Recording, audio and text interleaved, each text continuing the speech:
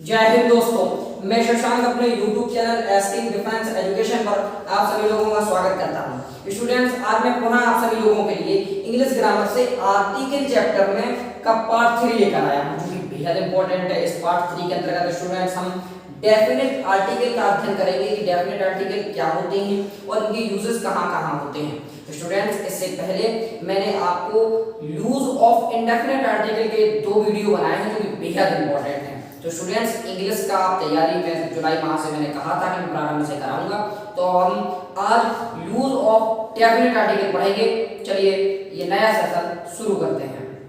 Students, एक और new session में एक और नए रूल के साथ मैं आपको बताना चाहूंगा। आज डेफिनेट आर्टिकल की नए नियम के साथ शुरुआत करते हैं, जिसमें कहा गया है कि एडजेक्टिव के बहुवचन बनाने के लिए हम दा का प्रयोग करते हैं। तो स्टूडेंट्स, एडजेक्टिव हमारे कौन कौन से होते हैं? जैसे रिच है, पुअर हो गया, यंग हो गया। मैं स्टूडेंट्स आपको बताना चाहूंगा रिच की जो मीन्स होती है, हिंदी में रिच को हम अमीर कहते हैं, पुअर को गरीब कहते हैं और यंग को जवान कहते हैं। मगर स्टूडेंट्स, जब इसके हमें बहुवचन बनाना होता है तो यहाँ पे हम द रिच कर देते हैं, इसी प्रकार से यहाँ द पुअर कर देते हैं और द यंग कर देते हैं। फिर स्टूडेंट्स, इनकी जो हिंदी होती है वो बदल जाती है।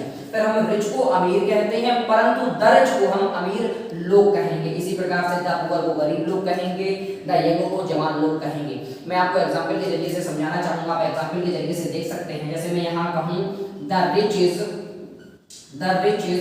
Should not hate the poor प्यूपिल। अब आप गौर से देखिएगा, पुअर प्यूपिल। स्टूडेंट्स, इस सेंटेंस को जब हम गौर से देखते हैं तो यहाँ रिच के साथ ईएस लगाया गया है और पुअर के साथ प्यूपिल का प्रयोग किया गया है, जो कि गलत होता है। क्योंकि जब हम रिच और पुअर जैसे एडजेक्टिव का हम प्लूरल बनाते हैं, उनका बहुवचन बनाते हैं, तो हम केवल आर्टिकल दा का प्रयोग करते हैं। तो स्टूडेंट्स, अगर हम इसका सही रूप लिखेंगे तो ये होगा the rich should not hate the poor, यानी कि अमीर लोगों को गरीब लोगों से घृणा नहीं करनी चाहिए। तो स्टूडेंट्स, इस प्रकार से स्पष्ट हो जाता है कि जब भी हम एडजेक्टिव के बहुवचन बनाते हैं तो उसके लिए हमें उनमें एस या यस लगाने की जरूरत नहीं पड़ती, हम उनके लिए दा का प्रयोग कर देते हैं। Students, use of definite article के इस अध्याय में एक और महत्वपूर्ण रूल मैं आपके सामने ला रहा हूं। आप देख लीजिएगा, जिसमें कहा गया है कि किसी जाति विशेष की विशेषता बताने के लिए सिंगुलर नाउन से पूर्व हम दा का प्रयोग कर देते हैं। स्टूडेंट्स, इस नियम को हम एग्जाम्पल के जरिए से समझ भी लेते हैं। आप गौर फरमाइएगा इधर। जैसे मैं कहूं कि the dog is a faithful animal, students, अब आप गौर फरमाइएगा यहाँ पे, जिसमें कहा गया है कि किसी जाति विशेष की विशेषता बताने के लिए सिंगुलर नाउन से पूर्व हम दा का प्रयोग कर देते हैं। इसी प्रकार से आप देखिएगा कि जो हमारा डॉग है वो एक फेथफुल एनिमल होता है, वफादार जानवर होता है, इसीलिए हम उसके आगे आर्टिकल दा का प्रयोग कर देते हैं। अब आप अगले एक और एग्जांपल के जरिए से समझ जाइएगा। जैसे मैं यहाँ पे एग्जांपल के तौर पर कहूँ कि the fox is a clever animal, अर्थात स्टूडेंट्स कि जो हमारी लोमड़ी है वो एक चतुर जानवर है। तो लोमड़ी की विशेषता होती है कि वो चतुर होती है, इसी वजह से हमने उसके आगे दा का प्रयोग कर देते हैं। स्टूडेंट्स, एक और महत्वपूर्ण आपके सामने रूल मैंने लिख दिया है, जो कि बेहद इंपॉर्टेंट है। मैं आपको बताना चाहूंगा कि कंपैरेटिव डिग्री और सुपरलेटिव डिग्री से पूर्व हम दा का प्रयोग किस प्रकार से करते हैं, आर्टिकल दा का यूज किस प्रकार से करते हैं, वो इस फॉर्मूले में मैं आपको बताना चाहूंगा, इस रूल में मैं आपको बताना चाहूंगा। तो स्टूडेंट्स, हम रूल पढ़ते हैं जिसमें कहा गया है कि कंपैरेटिव डिग्री से पूर्व हम दा का प्रयोग एडवर्ब की भांति कर देते हैं, क्रिया विशेषण की भांति कर देते हैं। मैं आपको एग्जांपल के जरिए से स्टूडेंट समझाना चाहूंगा, आप देख लीजिएगा। जैसे मैं कहूं कि मोर यू गेट, मैं यहाँ पे लिख दूं कि more you get more you want. तो स्टूडेंट्स, अब आप देख लीजिएगा, यहाँ कंपैरेटिव डिग्री दी गई है, ये मोर और ये मोर। इससे पहले हम आर्टिकल दा का प्रयोग करेंगे, लेकिन वह आर्टिकल दा का प्रयोग हम एडवर्ब की भांति कर देते हैं, क्रिया विशेषण की भांति कर देते हैं। तो आपका आता है the more you get, the more you want. Students, मैं आपको बताना चाहूंगा, आमतौर पर ऐसे सेंटेंसेस इंडियन एयरफोर्स या इंडियन नेवी में अवश्य पूछ लिए जाते हैं। ये सेंटेंस उत्तर प्रदेश टेट यानी कि यूपी टेट और सी टेट तक में पूछा जाता है। आर्टिकल बेहद इंपॉर्टेंट चैप्टर होता है, वहां से जरूर क्वेश्चन बनता है। मैं आपको एक और एग्जांपल के जरिए से बताना चाहूंगा। ऐसे ही मैं दूसरा दूसरा एग्जांपल ले लो इसी प्रकार का, जिसमें कहा जाता है कि more you work more you get. तो स्टूडेंट्स यहाँ भी हम मोर से, दोनों मोरों से पहले यहाँ दी गई है, इनसे पहले हम आर्टिकल दा का प्रयोग कर देते हैं, वो भी आर्टिकल दा का प्रयोग एक एडवर्ब की भांति किया जाता है। ये एक बेहद इंपॉर्टेंट रूल होता है स्टूडेंट्स, कंपैरेटिव डिग्री से ही एक और रिलेटेड रूल होता है जो कि मैं अभी अगले सेशन में बताऊंगा। स्टूडेंट्स, कंपैरेटिव डिग्री से जुड़ा हुआ एक और बेहद इंपॉर्टेंट रूल है जो आमतौर पर परीक्षाओं में भी पूछा जाता है और बेहद इंपॉर्टेंट है।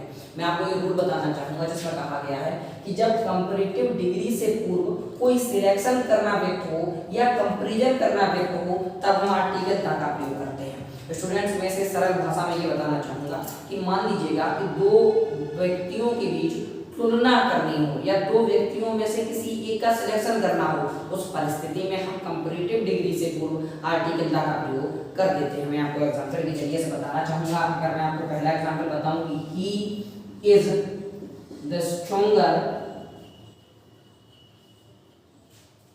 of the two। तो स्टूडेंट्स यहाँ पे देखिए आप, मुझे दो में किसी का सिलेक्शन करना होता है तो मैंने स्ट्रॉन्गर से पहले आर्टिकल दा का प्रयोग कर दिया है। इसी प्रकार से मैं एक दूसरे एग्जांपल के जरिए से आपको बताना चाहूंगा, दिस इज